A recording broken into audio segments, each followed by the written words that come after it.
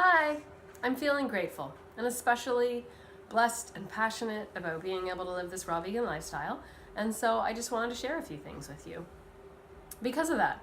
So, on Sunday, I had a long day and we went to go visit some family. So, I packed up my food as usual.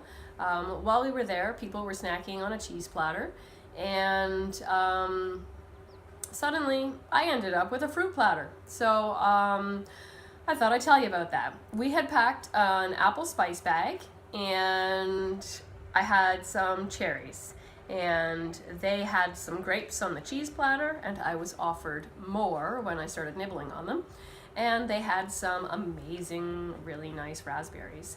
So I ended up with a whole little fruit platter unexpectedly, so that was really nice. And then for dinner, I had packed some veggie sticks and some hummus that I had in the freezer, so that was nice and handy. And it was a raw vegan hummus made out of sprouted chickpeas, and it was nice. So they ended up with a giant bowl of guacamole, and it didn't have anything in it that I don't eat, so that works out really nice. So I was nibbling on that a little bit, and it turned out my hummus was still frozen, so that was a nice treat as well. So it was kind of neat to be able to have a whole day away and have all the food things come together nicely so that I was full and feeling well and not jealous of other people's food and stuff, because that does happen sometimes still. And the other thing that I wanted to tell you about was that I was doing a little bit of meal prep for about 3 days. Not for every single meal, but for many of them. And so this was yesterday, and everything came together really nice. So what I had done was chopped some stuff so that I could mix and match to assemble salads over the 3 days. So I have these glass bowls with plastic lids. I think the glass bowls are like Pyrex or something like that. And they're 4-cup bowls, and they stack nice in the fridge. So I had one bowl of chopped celery, another bowl of chopped tomato, another bowl of cauliflower, another bowl of garlic and onion, and another bowl of radishes. And then in a bag, sorry, I was distracted by Chico, my dog. I had my chopped romaine and parsley, and it's a bit of an experiment based off of how I've been storing some of my produce that has totally extended its life, and I'm going to do a whole nother video on that when I've finished the experiment to be able to tell you more about it. And so in the bag I had the chopped romaine and parsley. And then I squeezed a lemon into a jar and to pour over my salads as I make them. And then I also had a jar of sauerkraut. So these were all the things that I had ready and in the fridge. So over the next few days I can mix and match and assemble salads. And so I thought that came together really nicely, and I was happy about that. And then the other meal prep thing that I did was I had about 4 or 5 plantains that were at the perfect ripeness. So I blended them up and made up a pudding and put them into jars. So that's handy in there to grab.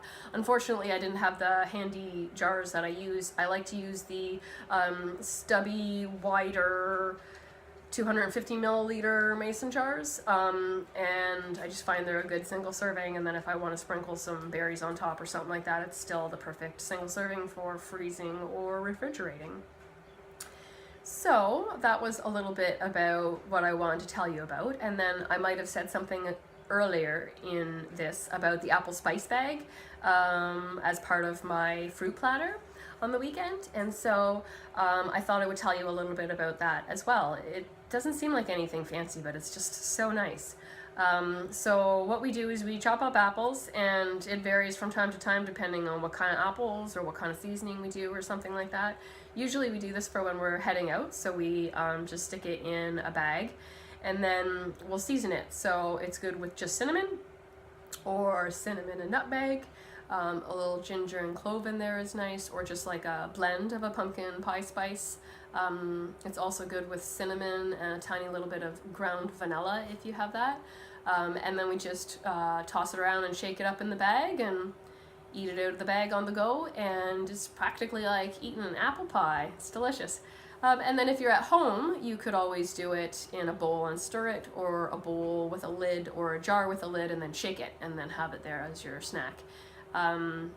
So sometimes we'll cut like flat half circles, kind of, or kind of French fry pieces, but really that's all personal preference. It really doesn't matter. Just handy big pieces to kind of grab when you're on the go is sort of what we go for, but not too big so you get enough coating on each little piece. So I just thought I would tell you a little bit about all of that. Thanks for joining me. So like I said, I normally store the pudding in different jars, but I just kind of wanted to show you this. I went and took it out of the fridge because I wanted to show you how thick it is. Isn't that amazing? It's so tasty. And so, in case you're curious about that, it's the exact same ripeness and method as I use for the cookies. So it's the plantain, and it's all about the ripeness, and then you puree it, and you can put it in a jar or whatever and eat it as a pudding then or later. It refrigerates for 3 days, it freezes well, or you can make it into cookies in the food dehydrator, and that's the same ripeness for both of those. And so this pudding is basically the batter for the cookies. So there will be a future video for that coming in the near future to show you the ripeness and a little bit of the method. Okay, bye, thanks for joining me, take care.